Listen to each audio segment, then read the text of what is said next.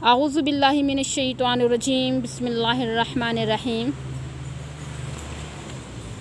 ثم قست قلوبکم، پھر سخت ہو گئے تمہارے دل میں، بعد ذالک، اس کے بعد کہ کتنی اللہ تعالیٰ کی قدرت کی نشانیاں دیکھ چکے تھے، مثلا من و سلویٰ کا نازل ہونا، بادلوں کا سایہ، پتھر سے چشموں کا جاری ہونا، دریا میں فرعونیوں کا غرق ہو جانا، مردوں کا زندہ ہونا، یعنی اتنی نشانیاں دیکھنے کے باوجود ان کے دل نرم ہونے کی بجائے کیا ہو گئے؟ سخت ہو گئے۔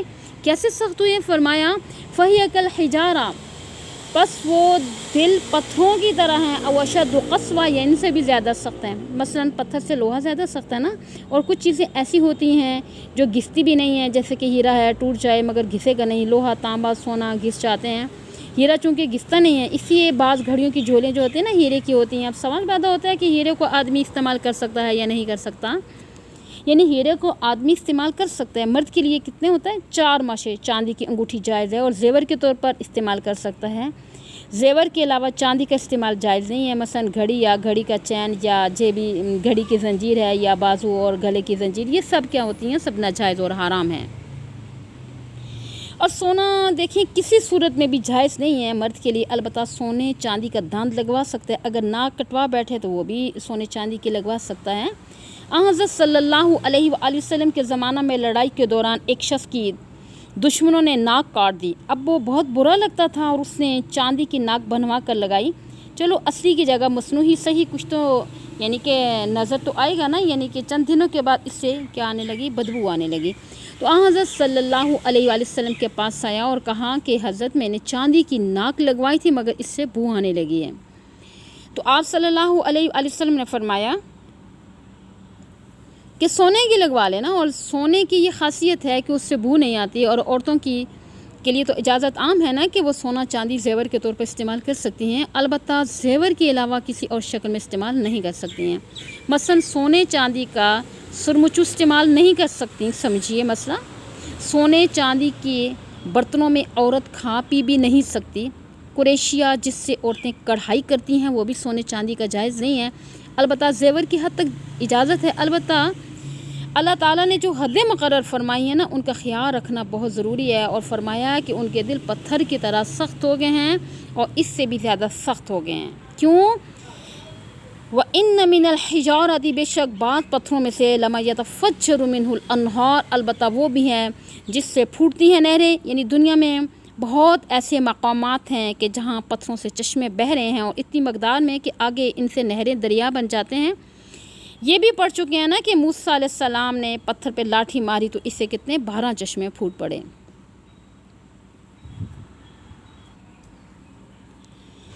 ترمذی شریف کی روایت میں آتا ہے کہ حضور صلی اللہ علیہ وآلہ وسلم کا ارشاد گرامی ہے کہ لا تکثروا الکلام بغیر ذکر اللہ، یعنی اللہ تعالیٰ کے ذکر کے علاوہ زیادہ کلام نہ کرو، کیونکہ فضول باتیں کرنے کی وجہ سے انسان میں قساوت قلبی پیدا ہوتی ہے۔ اللہ تعالیٰ سے بعید ترین وہ شخص ہے نا کہ جس کا دل سخت ہو۔ اللہ تعالیٰ سے دوری مسافت کے اعتبار سے نہیں ہے، بلکہ اس کا مطلب یہ ہے کہ انسان اور اللہ تعالیٰ کی ذات اور صفات کے درمیان پردے پڑ جائیں۔ انسان اللہ تعالیٰ کے ذکر سے غافل ہو جائے، اسی لیے نہ فرمایا کہ ذکر الہی کے علاوہ کثرت کلام سے اجتناب کرو۔ مسند احمد اور ترمذی شریف کی روایت میں ہے کہ ایک شخص نے عرض کیا کہ حضور میں اپنے دل میں سختی محسوس کرتا ہوں، اور اس کا علاج بھی بتائیے۔ تو آپ نے ارشاد فرمایا کہ یتیم کے سر پر ہاتھ رکھو، اور غریبوں اور مسکینوں کی پرورش کرو، اور انسانوں کے ساتھ بھی ہمدردی سے پیش آؤ، اللہ تعالیٰ تمہاری قساوت قلبی دور فرمائیں گے۔ ایک دوسری حدیث میں حضور صلی اللہ علیہ وآلہ وسلم کا ارشاد گرامی ہے کہ قساوت قلبی 4 چیزوں سے ظاہر ہوتی ہے۔ نمبر 1، جمود العین، یعنی اس کی آنکھیں منجمد ہو کر رہ جائیں نا، کہ ان سے خشیت الہی کی وجہ سے کبھی آنسو نہ نکلے، یعنی اللہ تعالیٰ کے خوف سے، اللہ تعالیٰ کے ڈر سے۔ ثانیاً قساوت قلب، یعنی اس کا دل سخت ہو جائے، نرم نہ ہو۔ ثالثاً طول العمل، یعنی لمبی امیدیں۔ رابعاً حرص علی الدنیا، یعنی اس کے دل میں دنیا کی محبت حد سے زیادہ ہو جائے۔ بنی اسرائیل جو تھے نا اسی قساوت قلبی کا شکار تھے۔ اللہ تعالیٰ نے انہیں مخاطب کر کے فرمایا ثم قست قلوبکم من بعد ذلک، اور اس کے بعد تمہارے دل سخت ہو گئے ہیں، حالانکہ تم اللہ تعالیٰ کی قدرت کی نشانیاں یعنی اس کی طرف سے معجزات دیکھ چکے ہو، اس کے علاوہ یعنی کہ تمہارے دلوں میں نرمی پیدا نہیں ہو سکتی، بلکہ وہ تو ایسے ہو گئے نا جیسے پتھر ہوتے ہیں، فہی کالحجارۃ او اشد قسوہ، بلکہ پتھروں سے بھی زیادہ سخت ہو گئے ہیں۔ لفظ او میں دو معنوں میں استعمال ہو سکتا ہے۔ او اگر اس کا معنی بلکہ لیا جائے نا تو مطلب ہوگا کہ تمہارے دل پتھروں کی طرح سخت ہو گئے ہیں، بلکہ ان سے بھی زیادہ سخت ہو گئے ہیں۔ اور یہ او تنوین کے لیے بھی ہو سکتا ہے، یعنی تمہارے دل پتھروں سے بھی زیادہ کیا ہو گئے، سخت ہو گئے ہیں۔ اب دیکھیے کہ لوہا پتھروں سے بھی زیادہ کیا ہوتا ہے، سخت ہوتا ہے۔ اور یہاں پہ آتا ہے نا سورہ بنی اسرائیل میں بھی آتا ہے نا کونوا حجارۃ او حدیدا، یعنی پتھر یا لوہا ہو جو۔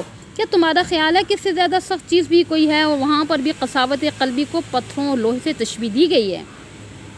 مطلب یہ ہے کہ بنی اسرائیل کے دل پتھروں کی طرح سخت ہو چکے تھے، یا پتھروں سے بھی زیادہ قساوت ان میں پیدا ہو چکی تھی۔ اب بنی اسرائیل کی قساوت کی مزید مثال یہ ہے کہ بیان فرمائے، دیکھو وَإِنَّ مِنَ الْحِجَارَةِ لَمَا يَتَفَجَّرُ مِنْهُ الْأَنْهَارُ، یعنی بعض پتھر ایسے ہیں کہ ان میں سے نہریں پھوٹتی ہیں اور جن سے مخلوق خدا سیراب ہوتے ہیں۔ اور آگے فرمایا وَإِنَّ مِنْهَا لَمَا يَشَّقَّقُ، اور بعض پتھر ایسے ہیں جو پھٹ جاتے ہیں، فَيَخْرُجُ مِنْهُ الْمَاءُ، اور ان سے پانی بھی نکلتا ہے جو کہ انسان کی بنیادی ضرورت ہوتا ہے۔ وَإِنَّ مِنْهَا لَمَا يَهْبِطُ مِنْ خَشْيَةِ اللَّهِ، اور بعض ایسے پتھر بھی ہیں جو خوف خدا سے نیچے گر پڑتے ہیں۔ مگر یہ بنی اسرائیل ایسی بدبخت قوم ہے کہ ان میں سے پتھروں والی خصوصیات بھی نہیں پائی جاتی۔ بے شک پتھر سخت ہے مگر پھر بھی ان سے مخلوق خدا فائدہ حاصل کرتی ہے، مگر یہ قوم پتھروں سے بھی گئی گزری ہے جن سے کچھ حاصل نہیں ہوتا۔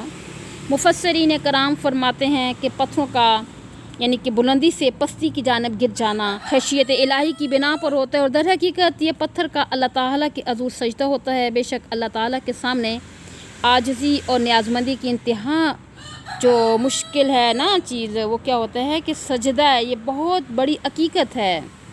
جو شخص اللہ تعالیٰ کے سامنے سجدہ ریز ہوتا ہے، گویا کہ اللہ تعالیٰ کے ساتھ اس کا اتصال پیدا ہوتا ہے۔ اسی لیے قرآن پاک میں ارشاد گرامی ہے کہ وَاسْجُدْ وَاقْتَرِب، یعنی سجدہ کرو اور قرب خداوندی حاصل کرو۔ حضور صلی اللہ علیہ وآلہ وسلم کا ارشاد گرامی ہے کہ اقرب ما یکون العبد من ربہ فهو ساجد، یعنی کہ جن حالتوں میں اللہ تعالیٰ کا سب سے زیادہ قریب ہوتا ہوں، یعنی قرب مجھے ملتا ہے، ان میں سے حالت سجدہ سب سے اولا ہے۔ اسی طرح جس قدر عجز و انکساری ہوگی اسی قدر اللہ تعالیٰ کا قرب حاصل ہوگا۔ اسی چیز کو اللہ تعالیٰ کے ساتھ اتصال سے تعبیر کیا گیا ہے، اور اسی اتصال کی بدولت انسان کی حالت درست رہ سکتی ہے۔ سمجھ آئی ہے؟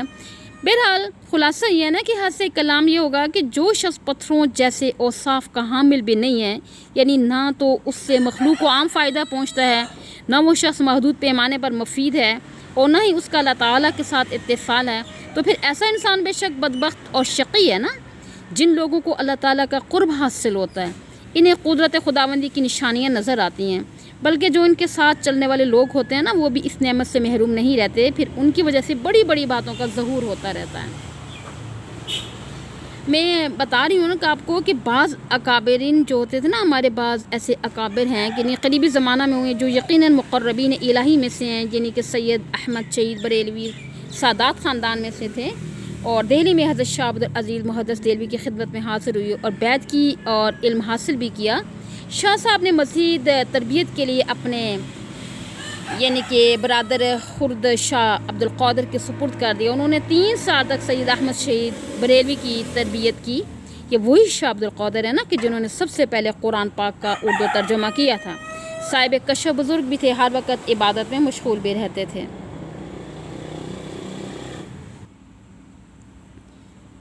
بہرحال شاہ عبدالعزیز کی عمیق نظروں نے جانچ لیا کہ سید احمد شہید بریلوی عظیم صلاحیت کے مالک ہیں، اور اللہ تعالیٰ ایسے ہی لوگوں سے بہت اہم کام لے لیتا ہے۔ بہرحال 3 سالہ تربیت مکمل کرنے کے بعد شاہ صاحب نے سید احمد شہید کو ٹونگ چا کر فوجی تربیت حاصل کرنے کا حکم دیا۔ लिहाजा आपने 6 साल तक फ़ौजी तरबियत भी हासिल की। गोया कि सैयद अहमद शहीद शाह अब्दुल अज़ीज़ की तरबियत याफ्ता और उनके मजाज थे। ख़ुद शाह अब्दुल अज़ीज़ रहीमुल्लाह ताला बरसग़ीर में अपने बाप शाह वलीउल्लाह मुहद्दिस देलवी के बाद बहुत बड़े आलिम और फ़क़ीह थे। आप मुहद्दिस और मुफ़स्सिर कुरान थे। आपके दामाद मौलाना अब्दुल हई भी बड़े पाया के बुज़ुर्ग थे। आप सैयद साहब से ज़्यादा आलिम थे। बहरहाल शाह इस्माइल शहीद शाह अब्दुल गनी के बेटे शाह वलीउल्लाह मुहद्दिस देलवी रहमतुल्लाह ताला के पोते थे। कुरान पाक के अलावा 30,000 हदीसें ज़ुबानी याद थीं।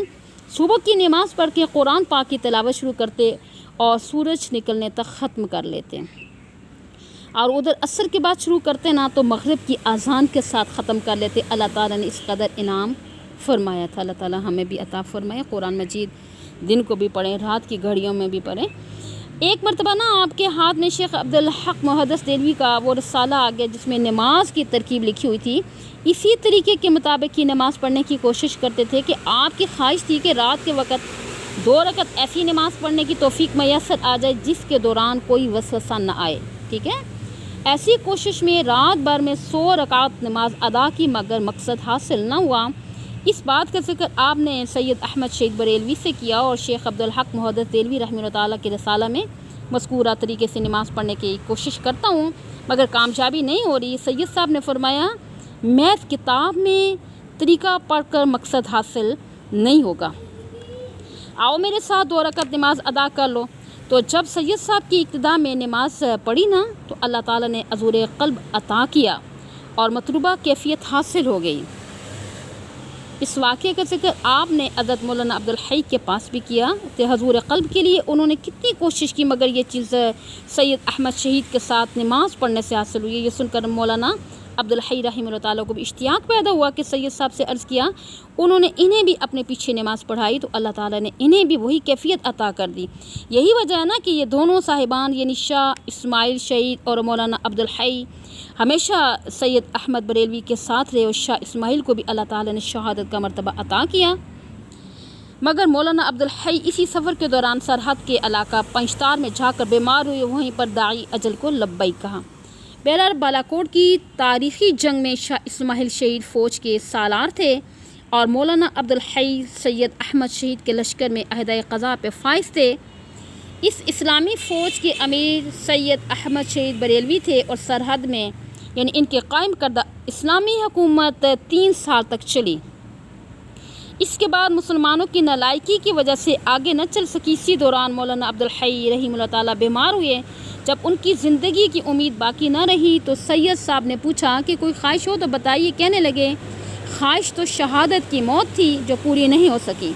अब चाहता हूँ ना किसी आखिरी वक्त में आपका कदम मेरे सीने पर हो। सैयद साहब ने उनकी ख्वाहिश को पूरा किया और आपने इसके बाद अपनी जान आफरीन के सुपुर्द कर दी। सुभान अल्लाह। बहरहाल मैं बताना ये चाह रही थी ना कि मुसलमानों के नाकामी की बड़ी वजह उनकी अपनी गद्दारी है।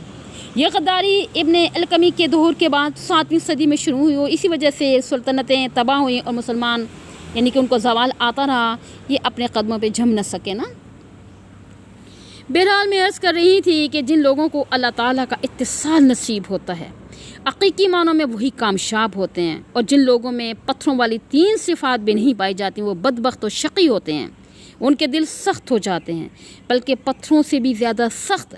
अब बनी इसराइल की मिसाल वाज़ेह है ना कि ये पत्थरों से भी गे गुजरे थे और उनका वजूद वग़ैरह मुफीद बल्कि बनी नो इंसान के लिए भी मुज़र है। और गोया ये सारा जो इसराइलियों की ख़राबियों का जिक्र आ रहा है ना, फरमाया वमल्लाहु बिगाफिलिन अम्मा तामलून। याद रखो कि अल्लाह ताला तुम्हारे किसी फेर से गाफिल नहीं है बल्कि तमाम करतूतें उसी की निगाह में हैं। एक वक्त आने वाला है कि जब अल्लाह ताला तुम्हारे आमाल का अंजाम तुम्हारे सामने रख देगा। ये सारा बनी इसराइल को ख़ताब है कि अब भी समझ जाओ, यानी कि राह रास्त पर आ जाओ तो अच्छे अंजाम को पहुँच जाओगे, वरना तुम अल्लाह ताला की पकड़ से बच नहीं सकते। जी लोग देख लीजिए, क़सत यानी अलक़स्वतु का माना है ना संगे दिल होने के हैं, सख्ती। अलफज्र का माना है किसी चीज़ को वसी तौर पे फाड़ने, शक कर देने के, खुल जाना, फूट पड़ना। अशक़ु शगाफ को कहते हैं ना, फाड़ना, फूट डालना, जमात से अलग होना, तकलीफ़ में डालना। अलहबूत का مانا نا کسی چیز کے بے اختیاری کی حالت میں نیچے اتر آنا. الخشیۃ اس خوف کو کہتے ہیں جو کسی کی عظمت کی وجہ سے دل پر طاری ہو جائے.